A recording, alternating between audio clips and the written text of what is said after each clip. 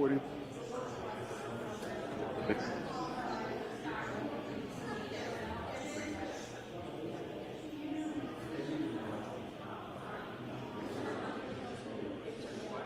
Keep time.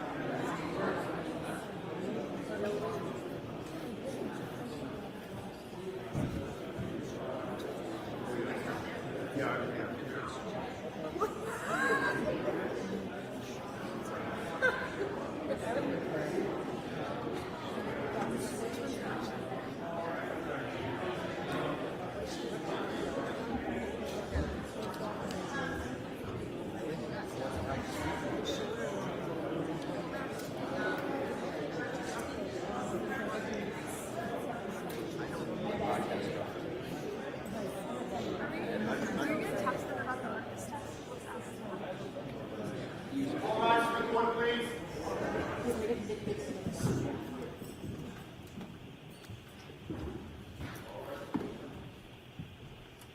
back to session, you may be seated. I want to make sure your cell phones are off and put away. One of the Commonwealth.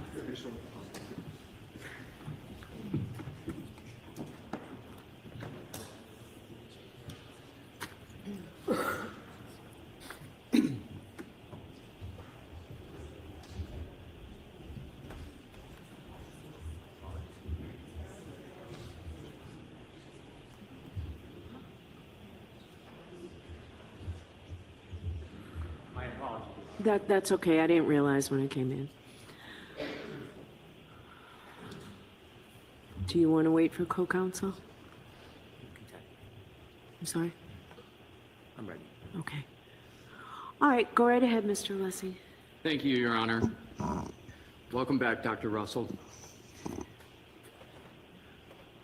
We've mentioned briefly the term differential diagnosis, and you have defined what that term means.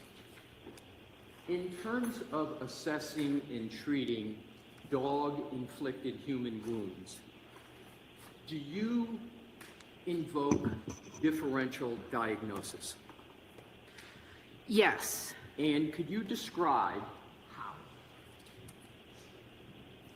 How do you invoke the concept of differential diagnosis with respect to assessing and treating dog-inflicted human wounds? With any wound that I see, and with any condition that I see in the emergency department, I usually get an impression, what I think it is, but it's important to think of what else it could be. So you don't focus in on your diagnosis right away or your first impression, because sometimes it's not accurate. And so it's very important to have what we call in medicine a differential diagnosis. This is what I think it is, but this is what it could be, and why isn't it this second thing or third thing?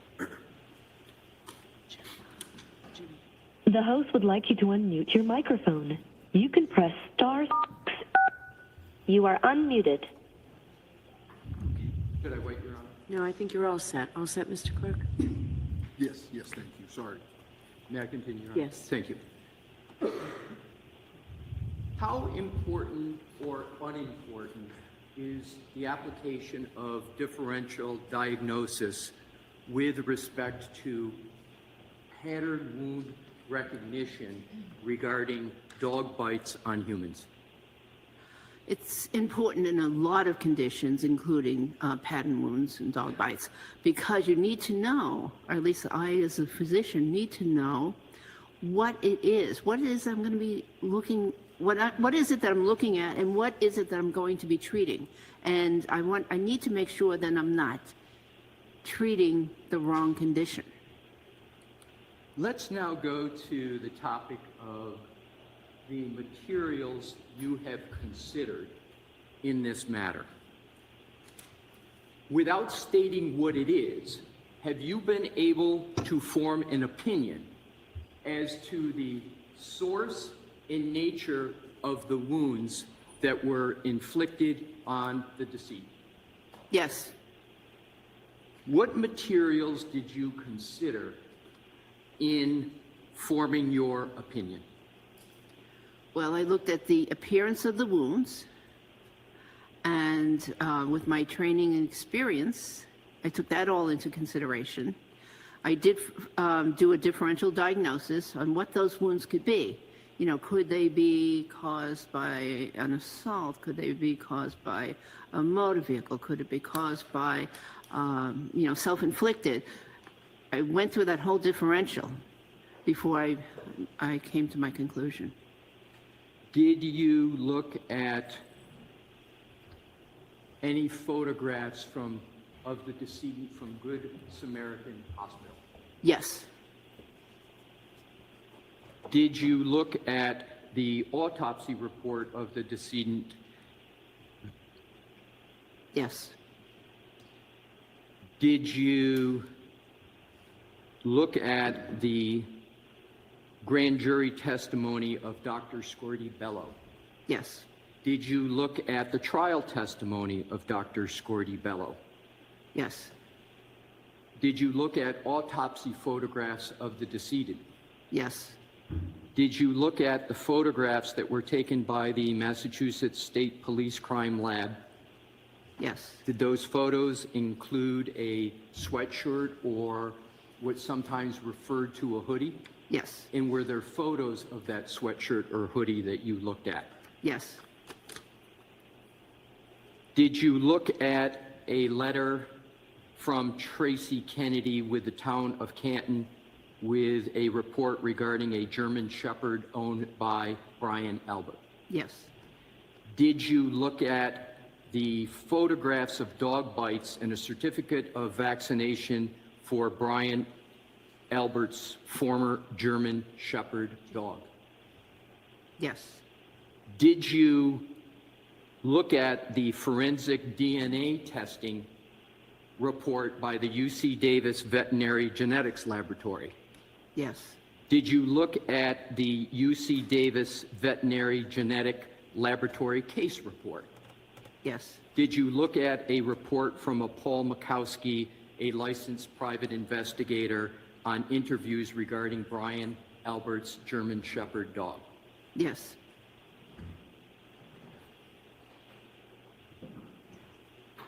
Do you have an opinion with regard to the nature and source of the wounds on Mr. O'Keefe's right arm? Yes. What is that opinion? Those wounds were inflicted by a dog attack. Do you hold that opinion to a reasonable degree of medical certainty? Yes. How did you form that opinion? Well, I utilized my many years of training experience with wounds in general and dog bites in specific, and went over the materials quite a few times. And with that, and plus did read up on some literature that I had read in the past and reread again. And that's how I came to the opinion.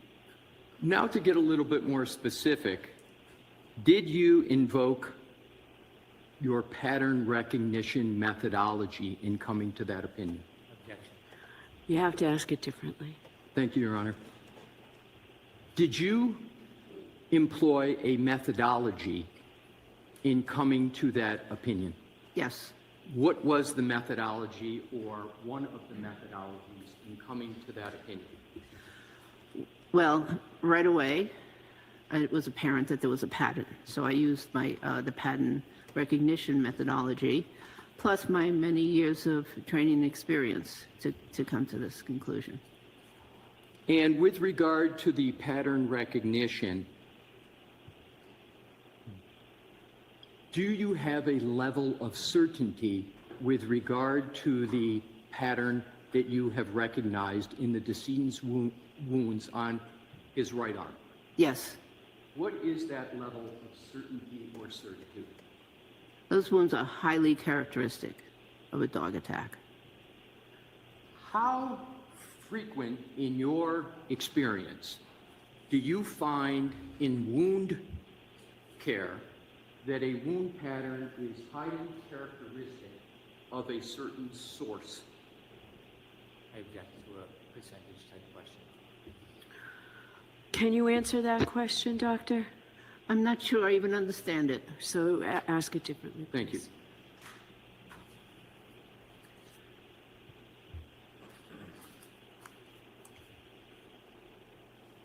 When you use the phrase highly characteristic, what do you mean by that phrase? Well, it's very high. If I were to give a percentage, Please continue. I would say almost almost pathognomonic, 90, very high 90s. Now let's go to differential diagnosis. Did you perform a differential diagnosis in coming to your opinion? Yes.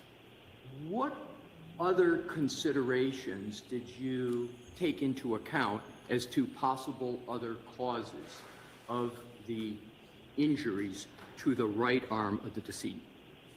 Well, given the pattern, there were certain things that came to mind right away that I had to rule out, and so I ruled out self-inflicted as an etiology. I don't think he self-inflicted those. The pattern was not characteristic of being struck by a motor vehicle. The pattern was not characteristic of those wounds in particular on the arm of being inflicted by another person. You mentioned motor vehicle accident, and earlier in your testimony, you spoke to your experience with observing and treating a lot of motor vehicle accidents. Why did you rule out motor vehicle accident as a potential cause of the injuries to Mr. O'Keefe's right arm? Because he was found outdoors. And what other reasons? Was there anything about the nature of what was presented in what you reviewed with regard to his injuries that caused you to rule out motor vehicle accident? I think I misunderstood the previous question. So, yeah. Yes.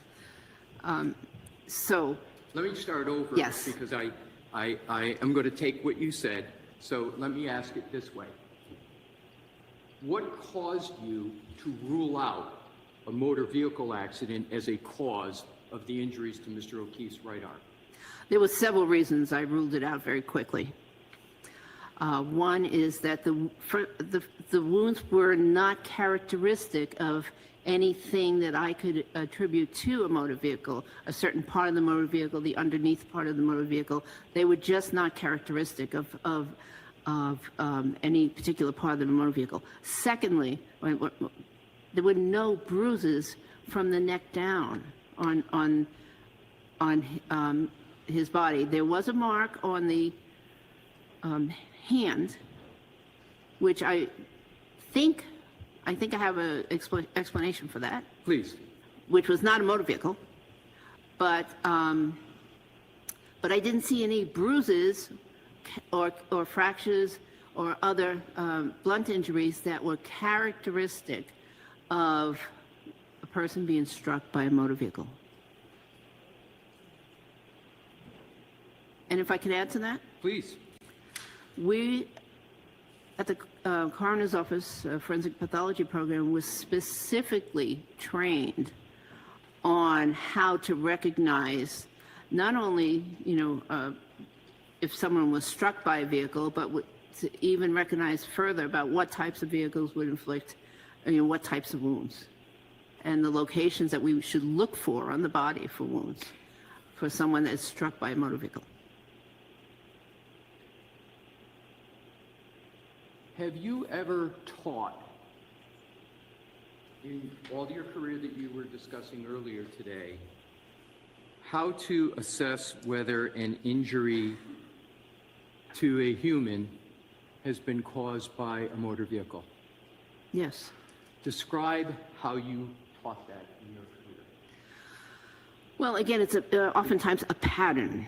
So, for instance, a wound on a certain part of the leg, certain number of inches up from the foot of the leg, could be the result of a bumper, for instance. So we were taught to look for certain patterns and locations of injuries. Also, injury from glass, has a certain pattern, automobile glass, and road rash has another pattern. So, what are the features of glass from your experience with regard to motor vehicle accidents regarding injuries to humans? well, they often cause what we call dicing injuries, which are another pattern of injuries and lacerations. Have you made that diagnosis that you just described as an emergency room physician? Yes. Have you made that diagnosis as a forensic pathologist? Yes. Describe how you've made that diagnosis as a forensic pathologist with a post-mortem individual. So again, it's pattern recognition.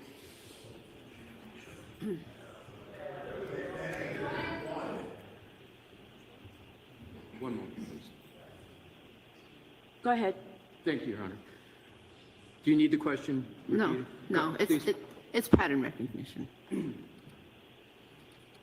And can you give an approximation of how many years of experience you have had with that pattern recognition that you just described? At least 30. And how often in the 30 years, by year estimate, have you made that assessment? Oh, I don't know. Maybe once every year or two. So would it be correct 30 to 60 times? Let me No. rephrase it. How many times would you, based upon what you just said, estimate that you've made that assessment? At least 15 times.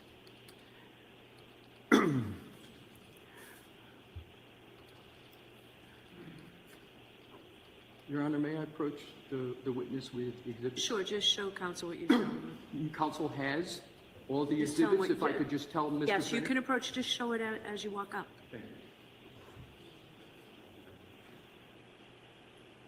Yes.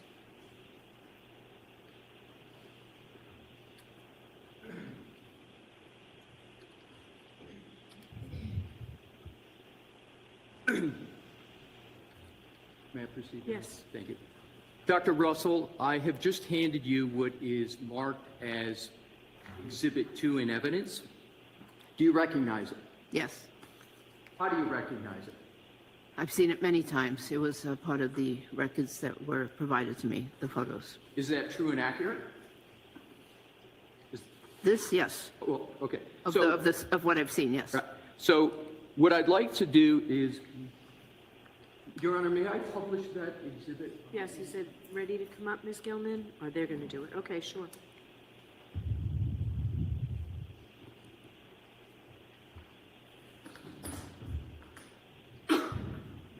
No, I don't want two, I want four, please. All right, so okay. I just want to make sure we have, Mr. Brennan. Yeah, the numbers seem to be different. So Diane, I'm going That's to it. need from you the list of, so what is this?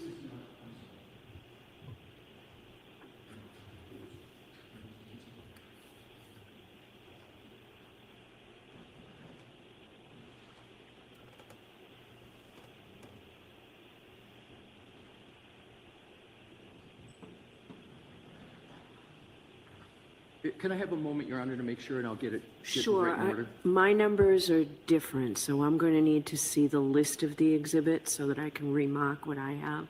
Right. So what I wanted to do is to go to 4. That's the one I wanted to go to. Okay. And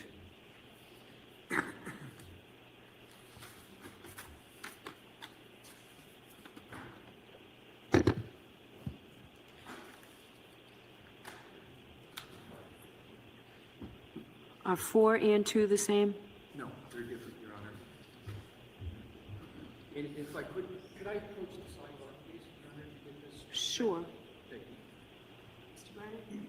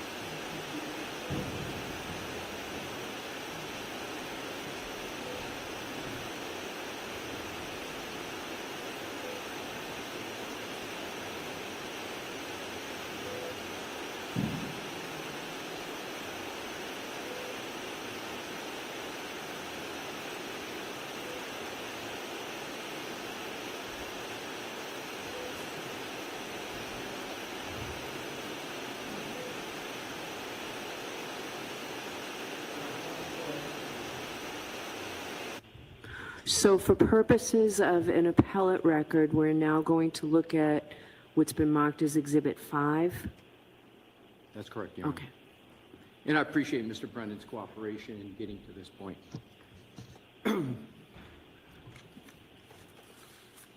May I proceed, Your Honor? Yes. Dr. Russell, do you recognize what is now depicted on the TV screen, which is marked as Exhibit 5? Yes, How do you recognize it? because I see a very distinct pattern of wounds. And have you reviewed this exact photograph before? Yes, You have mentioned the various types before of characteristics you called highly characteristics of a dog wound and dog-inflicted wound. What I would like you to do, please, do you have a pointer? I do. Can you please test to make sure it works? Okay, it works. What I'd like you to do in your own words and with the court's permission, I would like you to use the pointer and go through with whatever method you believe is appropriate to describe each of those wounds and how you assess them. Okay, well, we will go from the shoulder area down to make it easy. So, first of all, the overall impression is there's numerous abrasions and that they have a pattern to them. One can see that many of them are parallel in nature. Can you use the pointer? I'm not. Yes, maybe, so- yeah, I wasn't seeing it. Thank you. Okay, so for instance, the set of wounds closest to the shoulder up here, and these, by the way, are all on the posterior surface of the arm, posterior, and maybe this part is a little bit towards the medial, the lateral portion of the arm, but they all have so they're parallel. They're linear, meaning they look like a line, or they're not round. Or these are, at least, are not round. And so these, do you want me my interpretation, or do you want me to just describe? Just stick with those, and Uh-huh. then what I'd like you to do is you've described them, you've said linear, etc. Have you completed your description of them before you get to how you reached a conclusion as to the source of that area you just did a circle around? Have you completed your description of them? Yes, I've completed my description. How I came to the conclusion involves all of them. Okay, so now let's then move, before you get to a conclusion, let's move to, in whatever manner you would like, the next wounds and how you assess those. Okay. So, and by the way, on this first set, there's a very, very faint linear abrasion between these two prominent linear abrasions. Okay. Proceeding down the arm towards the elbow, we have another set of wounds, which consist of parallel abrasions. This time it looks like there's two in the more anterior portion of that lateral aspect of the arm, and then another linear abrasion down below here, as well as a superficial punctate or round tiny lesion What do you below mean it. by punctate? Punctate, I mean small and round. And there may be another punctate lesion right there. So that's this group. Proceeding down the arm, there is this irregular group here of multiple 1, 2, 3, 4, 5 linear abrasions at least, and then 2, possibly 3 punctate wounds below them. And this is right over the elbow area.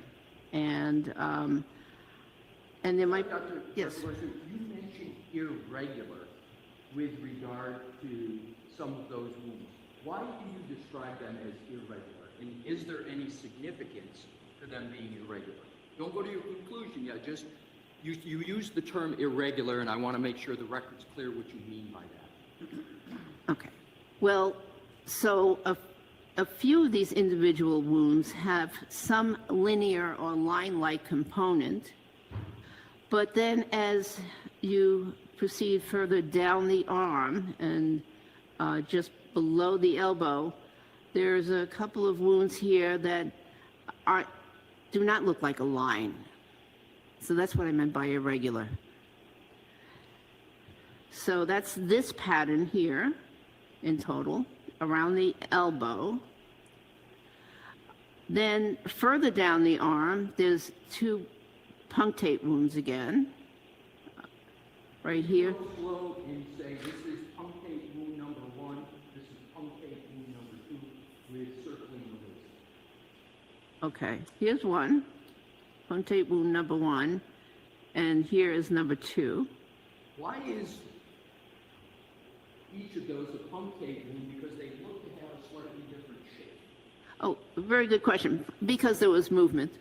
There was movement of the either the dog or the the inflicting teeth. Either the dog or the victim. There was movement. Please proceed. Okay. Then there is this group, which are again irregular, because I'm calling them irregular because they're not shaped like a line. And it appears that there's also some what we call movement artifact on those. When you mention irregular, does that mean it's uncharacteristic or characteristic of a dog inflicting wound? It means neither of those. Good, thank you. Okay. And then finally, the furthest down the arm is this grouping of linear, I'm going to call them linear because they're line-like, but so linear abrasions, which appear to have a somewhat semicircular appearance, a configuration, and the direction is slightly different. The angle of these linear lacerations are just ever so slightly different than the ones above the elbow. Is there a medical term that is used to describe the location of those wounds that you just spoke about? So they're on the posterior forearm. And is there a medical term for the forearm location down here? Or is it just, you just refer to it as the I- location? No special location? Not that I'm aware of. Okay, so please continue. So those are the wounds of the arm, which is above the elbow, and the forearm, which is below the elbow.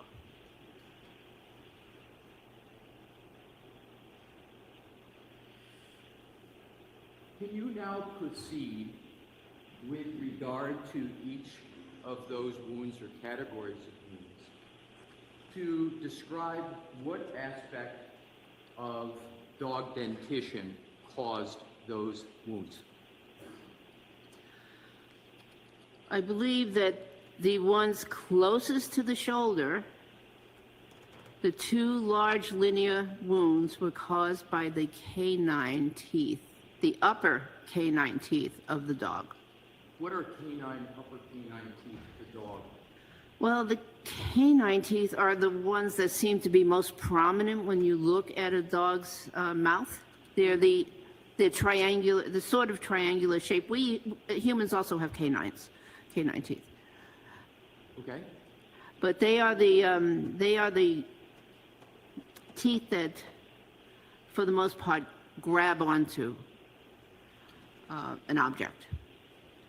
Please proceed to the rest in Okay. terms of describing the dog dentition with regard to each wound. I'm not sure exactly what teeth made these. They could, one of them could, one set of these could be canine, one part of this, and then an adjacent incisor tooth, but I'm not sure on the second set. So this is the set that's just above the elbow. However, what is interesting and certain is that there's an upper set and a lower set.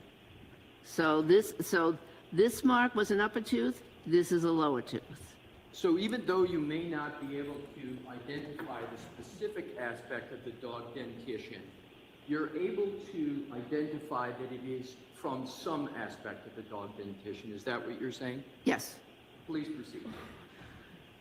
This one this is the most complicated one, because I believe that this set here I believe that those linear wounds and the irregular wounds are from upper teeth, and the punctate wounds are punctures or incomplete punctures from lower teeth. And the reason this whole configuration looks irregular is because the elbow may have been in a different position than it is in this photograph. What do you mean by a different position? Describe it using your own forearm with the court's permission. Okay. Well, the elbow was, Sorry, Your Honor, this is for the court. Can you see it here, or would you prefer she stands up? It's better if you stand. oh, okay, Well, you know what, I'll come to you. You sit, go ahead, show me. okay. So, Or you. Oh. Yeah, I would like you to describe what you just Oh. meant of the location you believe the decedent's arm was in when those wounds were I'll stand. suffered. Please stand up. Thank you. Hold on.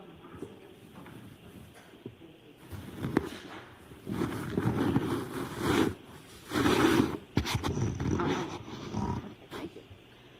So in this picture, the elbow is, for the most part, somewhat extended. It's not bent as much as it could be, and it is not bent as it was likely as he was protecting himself from the wounds. So you're saying, just so we understand, Strike the technical. I'm going to strike that. Just describe the placement of the arm. Okay.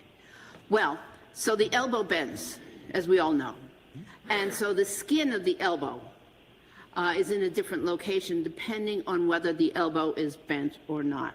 So anything that's inflicted will depend on the position that the elbow was in when it was inflicted. I hope that clarified. Okay? yep, please proceed. Okay. So this is one set, the ones around the elbow.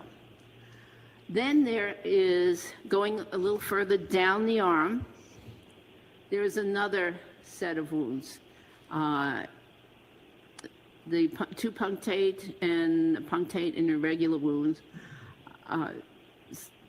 halfway down the forearm. I'm sorry to interrupt. You may sit down if it's more. Hold on, wait till you change.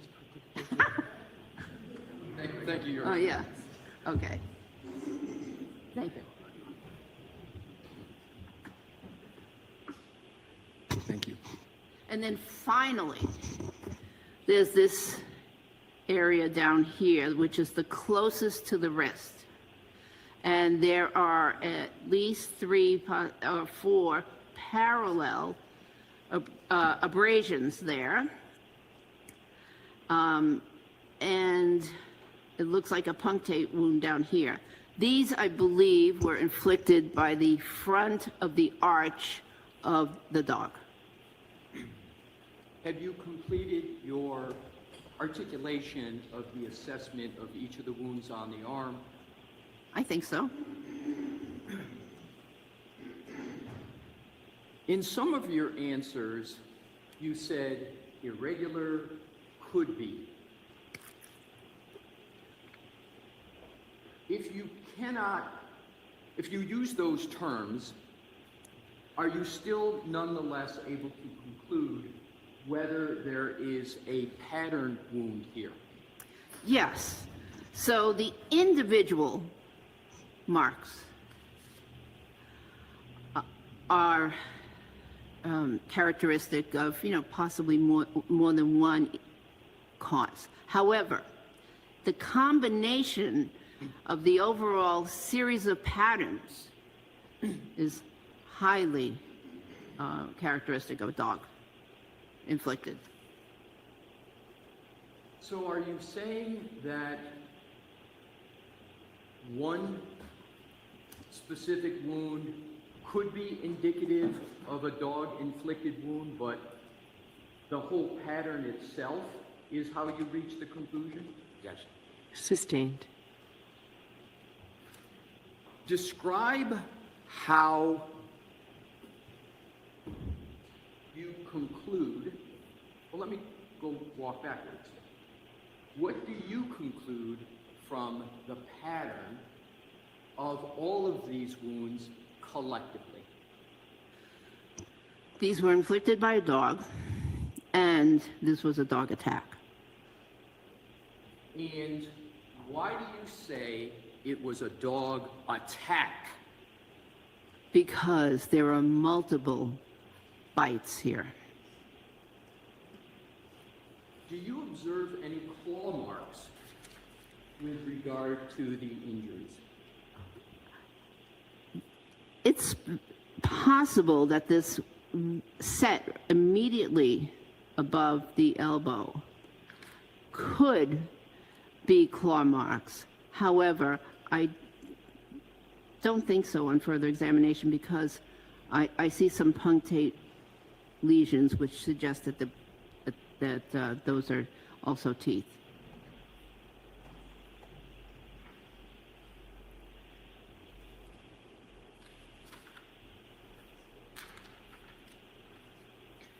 In forming the opinions and conclusions you just testified to as to the nature and source of this pattern of wounds,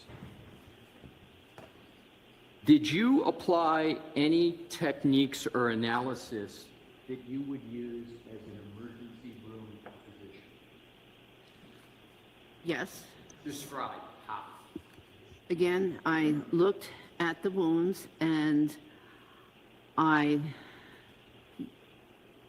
looked to determine if there's anything else that could inflict that pattern of wounds that were inflicted around the same time.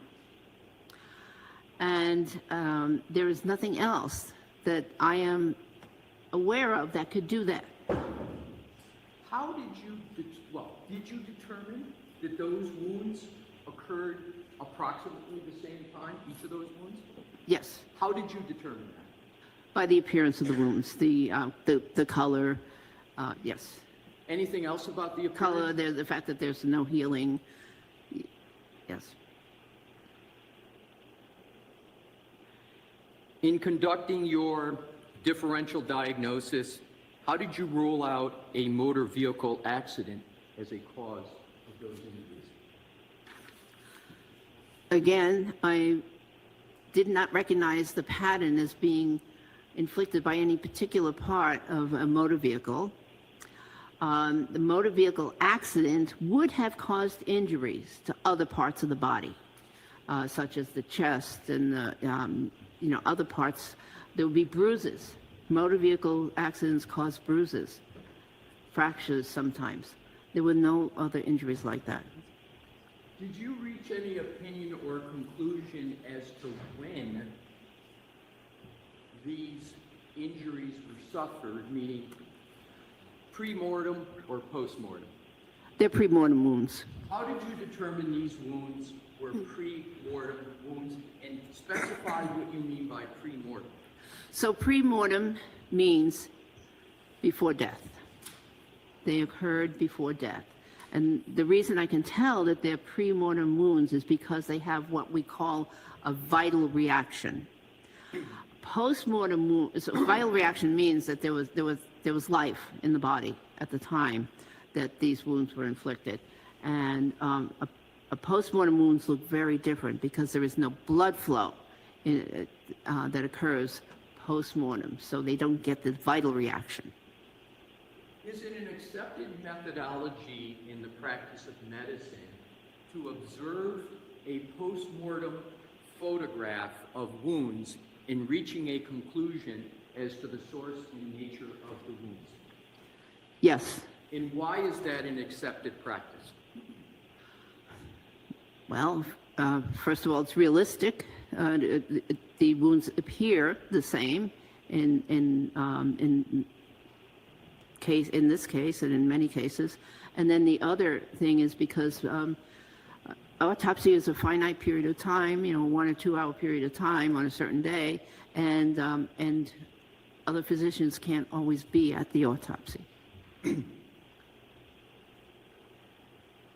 So is it common or uncommon for forensic pathologists to use photography to determine the source and nature of a wound such as this? Common. How common? Very common.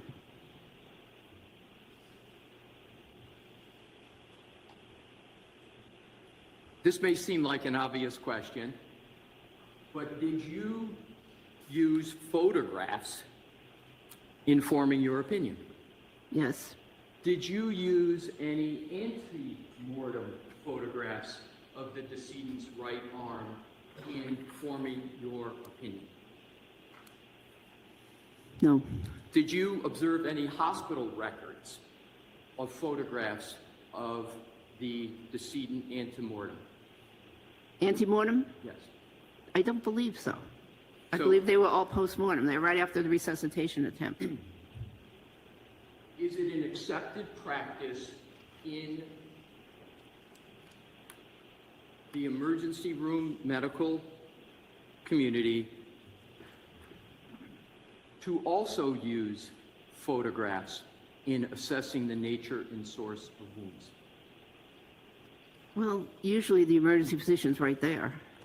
But in terms of your, understood, and is that the best way to assess it? Yes. But is it an acceptable way to look at a photograph to assess the source and nature of wounds? Yes. And do you remember the COVID world we all lived under? Yes. In the COVID world that we all lived under, did physicians sort of accelerate or increase their use of photos in diagnosis, or did they decrease their use of photographs? I cannot comment. Let's go to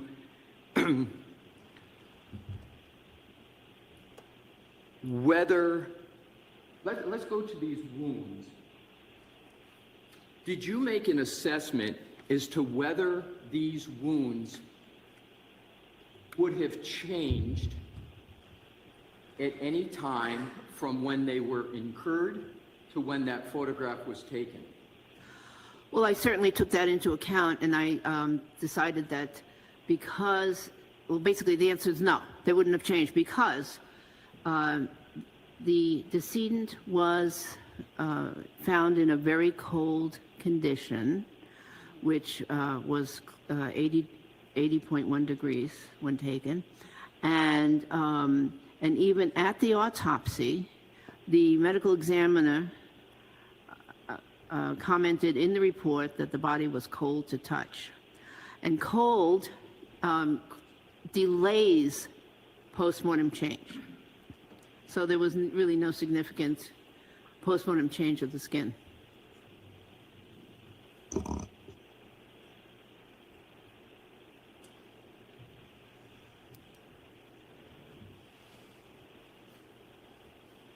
Your Honor, may I approach Ms. Gilman for the next photo to make sure we do this efficiently with Mr. Brennan? Sure. Thank you.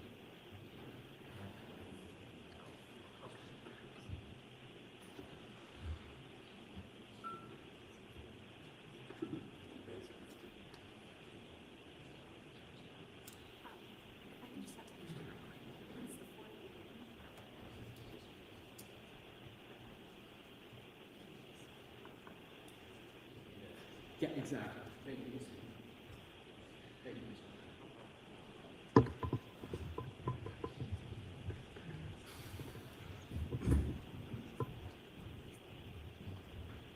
Your Honor, may I publish Exhibit 4? Yes. Thank you, Your Honor. Dr. Russell, do you? You know what? Actually, take it down for just a Oh, minute. that's right. Yes, I'm sorry. Your Honor. Take it down, Ms. Gilman. Thank you. I'll see counsel at 7.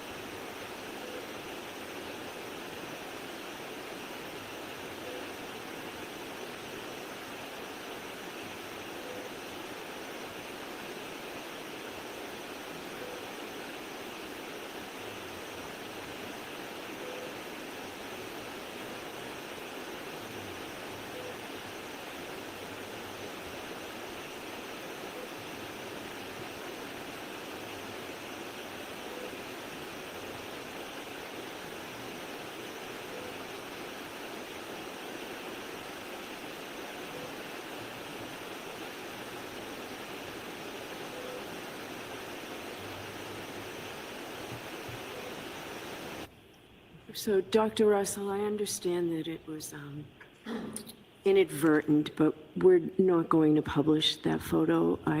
Did not allow it published during the trial. Jurors is one thing, but also the dignity to Mr. O'Keefe. So you can look at the photo.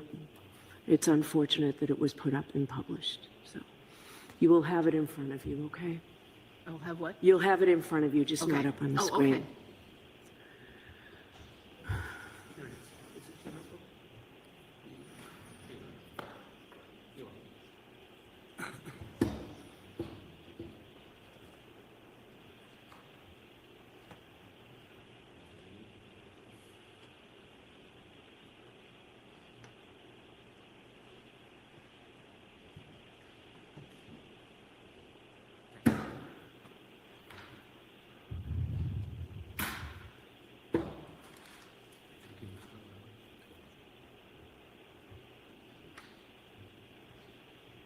May I approach the witness, Your Honor? Yes. Thank you.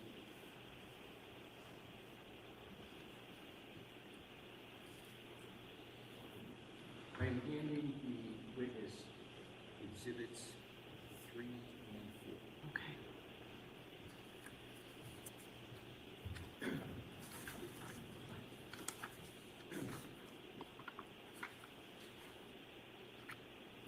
May I proceed, Your Honor? Yes. Thank you.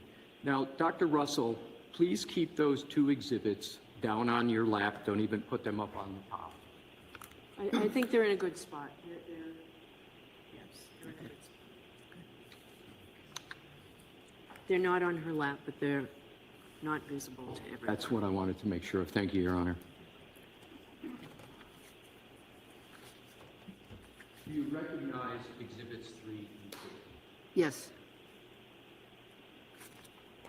Are you able to determine whether exhibits 3 and 4 are antemortem or postmortem? They're postmortem. Is there any way for you to determine by the nature of the linens in that photo whether they're antemortem or postmortem? By the nature of what? The linens underneath? Oh, the linens?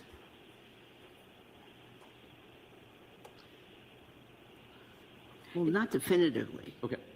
So are the wounds depicted in exhibits 3 and 4 the same or substantially the same as the exhibit we were publishing? The same.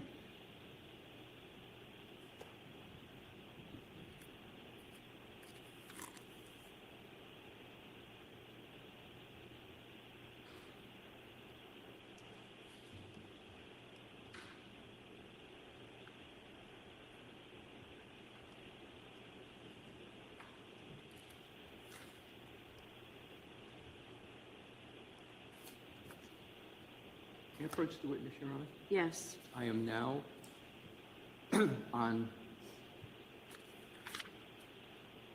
Jim.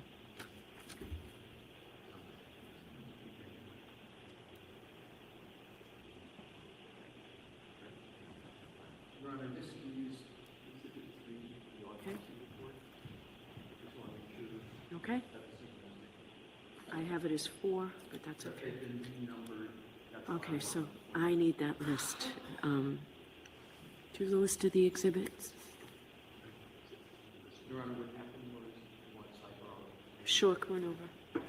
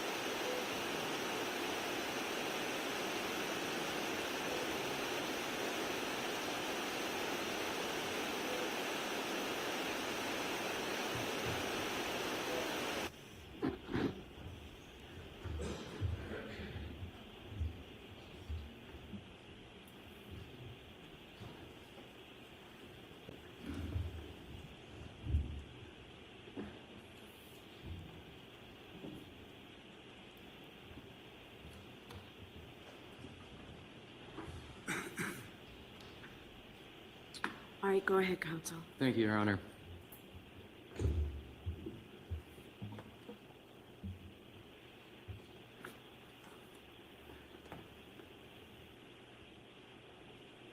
Dr. Russell, in coming to your opinion, did you examine an autopsy report? Yes. May I approach, Your Honor? Yes. And I am approaching with Exhibit 3, Okay. the autopsy report of autopsy. Yes, sir.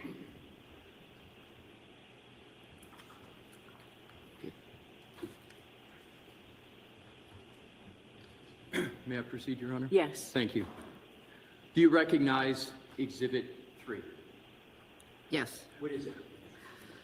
This is a report of autopsy on Mr. John O'Keefe, medical examiner number 2022-1697. Did you consider that medical examiner's analysis in Exhibit 3 informing your opinion? Yes. And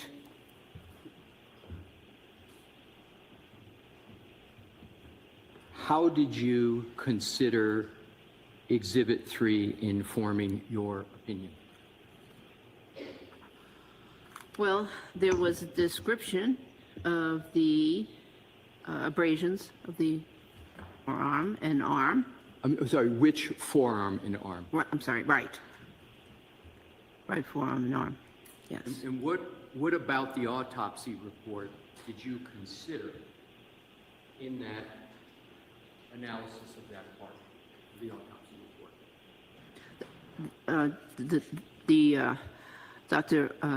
Scotabelli's description of the wounds. And what was Dr. Scotabelli's description of the wounds?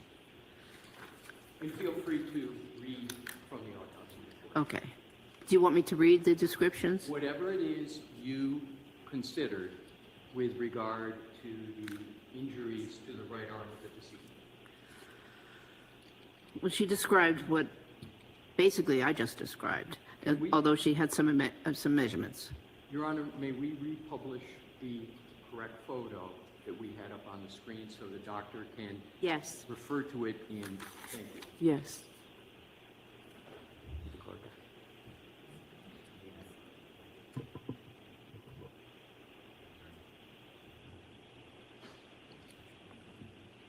It's gonna be number 5.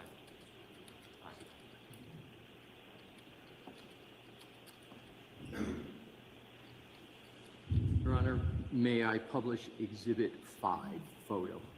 Yes, Ms. Gilman's doing it, I believe.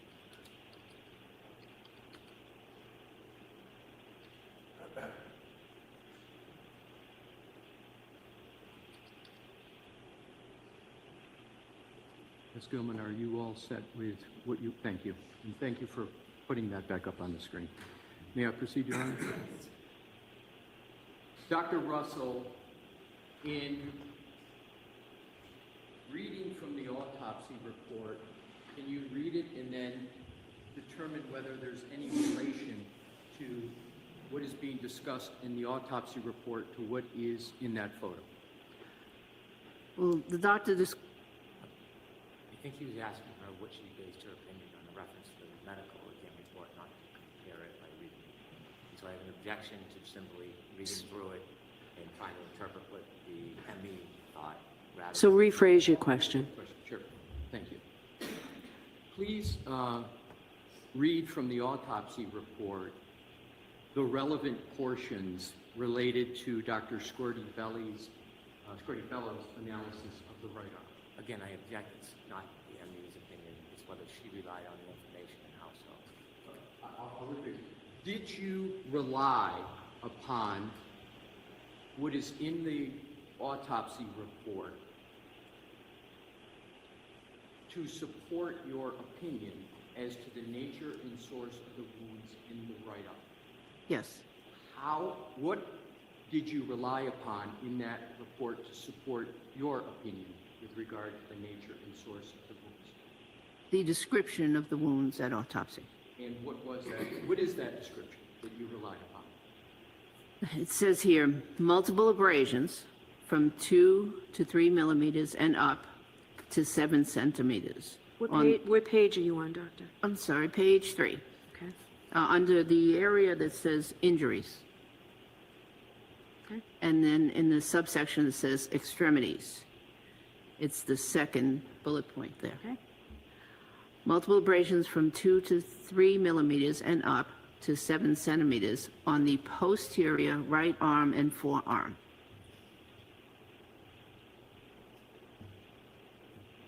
Roughly how many autopsy reports have you authored in your career? Authored? Yes. Over 500. How many autopsy reports that you have not written have you reviewed? At least 100.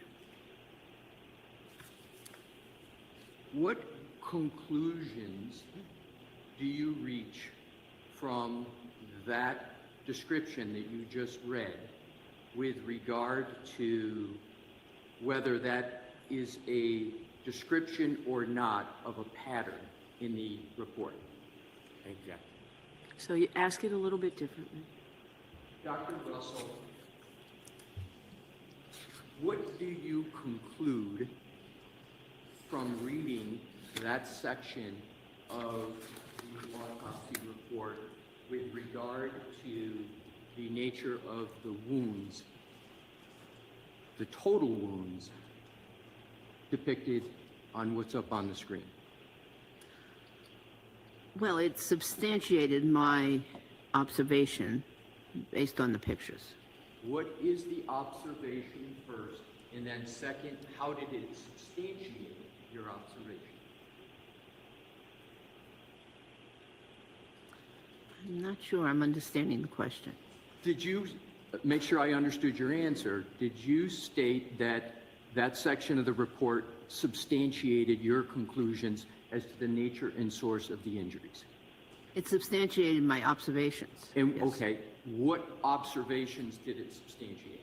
Well, there are, as the doctor wrote, multiple abrasions and in certain measure between 2 and 3 millimeters up to 7 centimeters on the posterior right arm and forearm. That's exactly what I see there. So, is it your judgment that Dr. Scordi-Bello made the same observations of these wounds as you did? Multiple objections. Yeah, the objection sustained. With regard to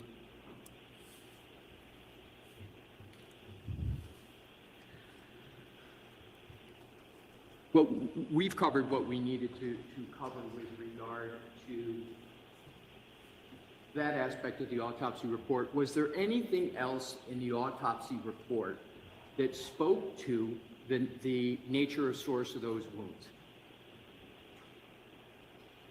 Not that comes to mind. So, did the medical examiner, Dr. Scordi-Bello, in that report reach any conclusions about the nature and source of the wounds that are depicted on Exhibit 5? Not in this report. So, not in that report. Now we're going to now move on to the next topic. Did you consider DNA evidence in this case? Yes.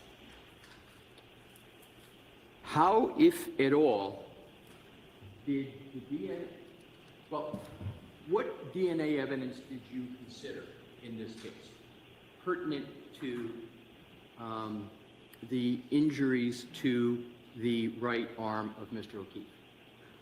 I considered the reports from the UC, University of California at Davis lab regarding the DNA evidence. What training and experience do you have with regard to DNA evidence? Not very much. With regard to what you, well, describe what your DNA experience is. Well, I'm aware that you have to maintain continuity of evidence, so you have to sample the appropriate area, and then you have to maintain continuity of evidence until that evidence gets to the laboratory for analysis. How do you have experience, training, or knowledge with regard to the topics you just testified to? Well, several ways. One was that I took a course when I was a police officer in crime scene investigation, and that was stressed, continuity of evidence. Secondly, I was sent to a course as the rape officer, the rape investigator, I should say, in the Malden Police Department. I was sent to a course in Brockton entitled Rape Investigation, and they stressed continuity of evidence that was obtained from victims. And then finally, of course, as a emergency doctor and forensic pathologist, I received additional training. How, if at all, did well, let me ask you, did you review the UC Davis Veterinary Genetics DNA report in coming to your opinions and conclusions with regard to the wounds on the decedent's right arm? I did. And what conclusions did you reach? The same conclusion, And what is that? that those injuries were inflicted by a dog. Are you aware of the results of the DNA testing of the UC Davis facility? Yes. What are you aware of? I'm aware that DNA was not found. And Excuse me, let me clarify that. I'm aware that dog DNA was not found. And does the conclusion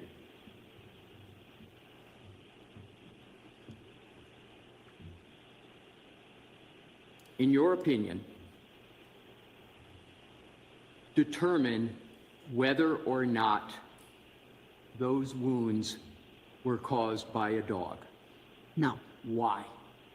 because I don't know anything about how the specimen was sampled. First of all, none of the samplings came from the arm of Mr. O'Keefe itself. What do you mean by sampling? The samples, the swabs that were performed and sent to the laboratory, none of them came from the arm of the decedent.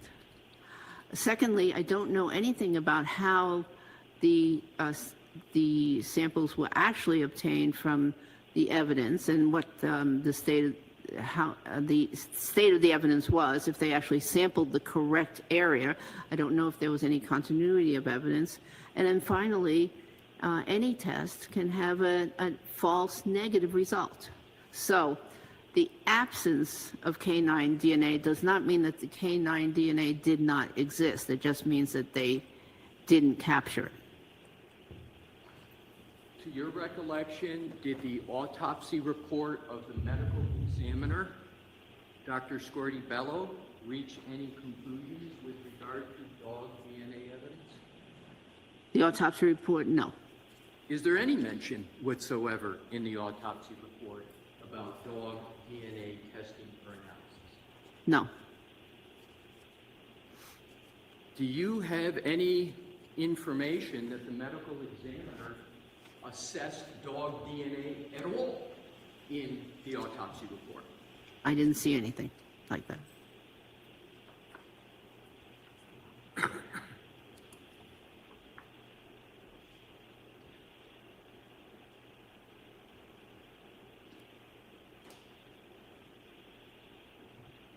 May I approach Mr. Brennan? Yes. Yes.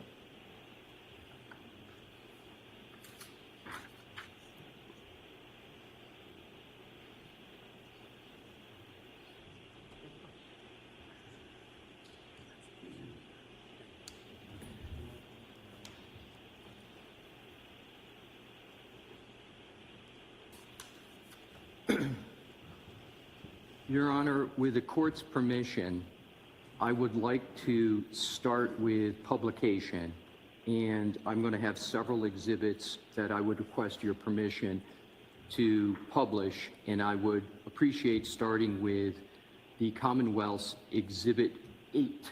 And I want to make sure Your Honor is aligned with the exhibit book with the numbering, and I'll do that in any manner. If you want me to put 8 up, or you want me to come sidebar and show you what we have.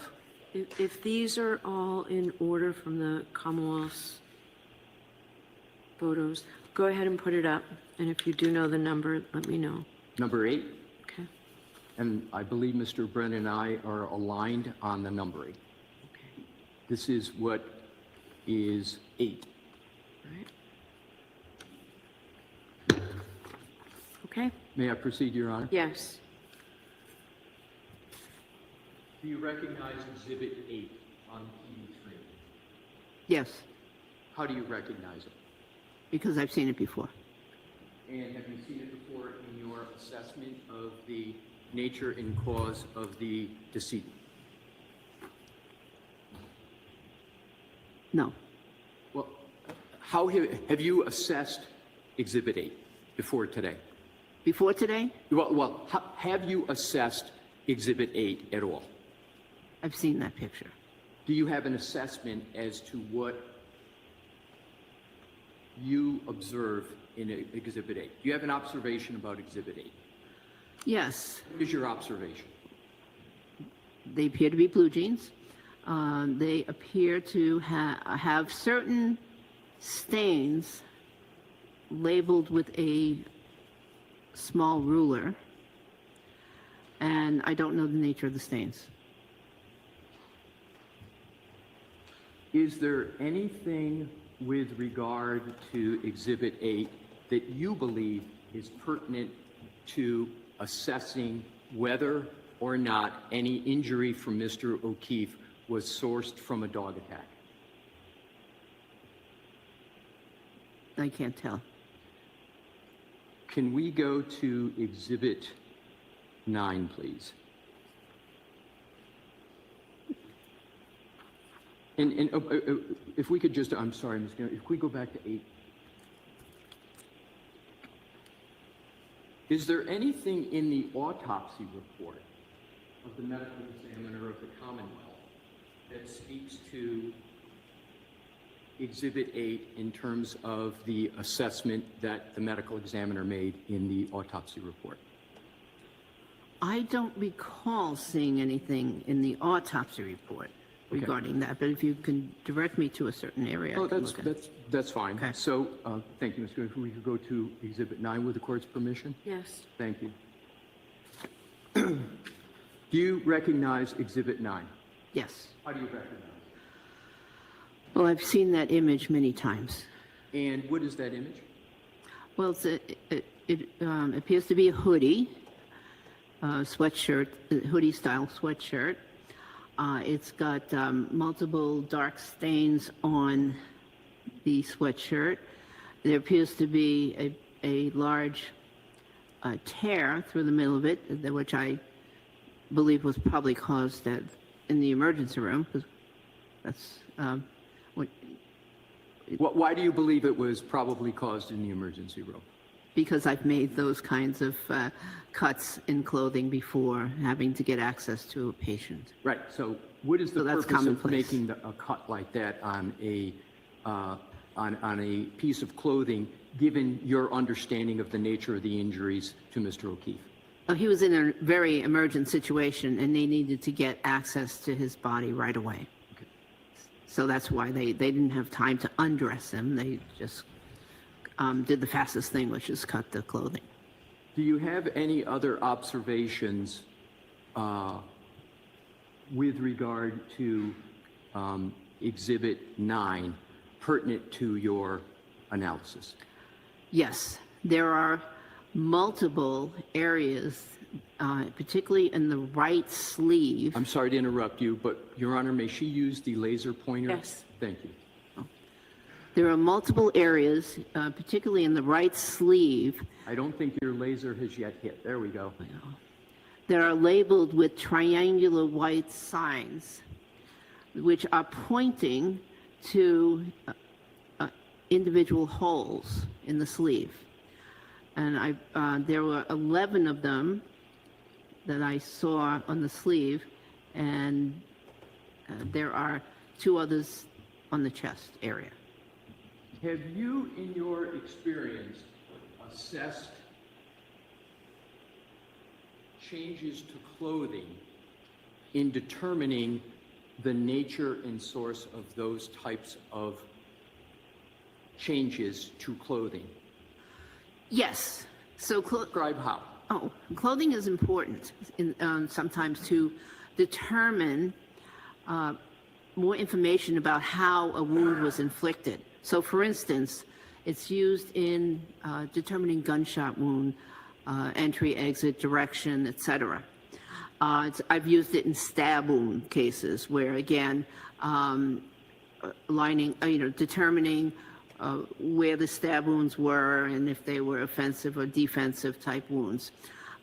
So yes, and in this case, they have significance. And what is the significance in this case? Well, these wounds are primarily on the right arm, which corresponds to the injuries that were on the decedent, the right arm.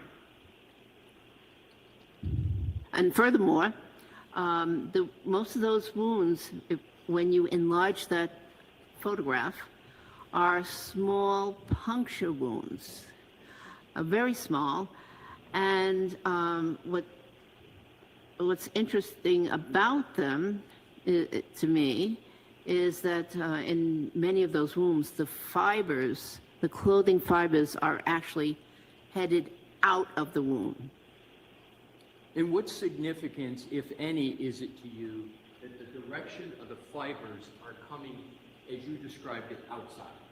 Well, it's very significant because, in training, we learned that we had to look at direction, for instance, of tissue and fibers to determine if a gunshot wound was an entry or an exit. Now, gunshot wounds, they only do one of those 2 things through the same hole. They either enter or exit. But in this case, we have fibers exiting the wound, which means that the offending object exited the wound. So the teeth exited the wound. Objection. Sustained. You mentioned the word offending object. How did you, without stating what it is, did you eventually determine what was the, as you call it, offending object? Do you mean offending object, what caused this change to the clothing? Is that what you mean when you say offending object? Yes. Okay. How did you assess what was the offending object that caused the change to the clothing as depicted in that right arm of the hoodie? Maybe get to the form of the question. Sustained. Just ask it differently, Okay. please. Did you have a methodology to determine the cause of those changes to the hoodie sweatshirt? Yes. What was that methodology that you deployed? So I looked at the location of those holes. I looked at the location of the wounds on the decedent. And although they're not exactly in the same location because clothing moves, they are generally in the same location of the wounds on Mr. O'Keefe. Okay, with that, we're going to recess. I know that this is taking longer than you anticipated. Do you have any idea how much longer? And I'm not rushing you, Mr. Alessi, just do you know how much longer you might be? Your Honor, my best estimate is 30 minutes. Okay. Mr. Brennan, do you have any idea how long you might be? At least a few hours. Jim?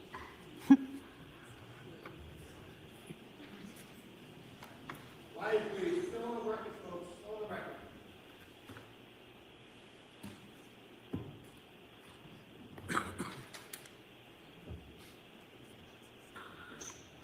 All right, I'll see you at 2 o'clock. 2 o'clock, Your Honor? Yes.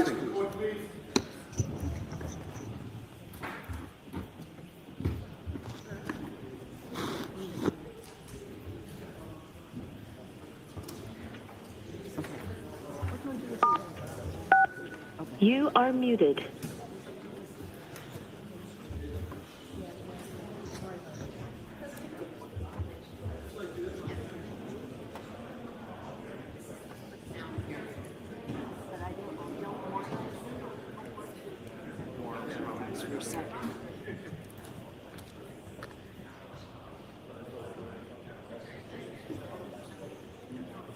Number 2 of your exhibits.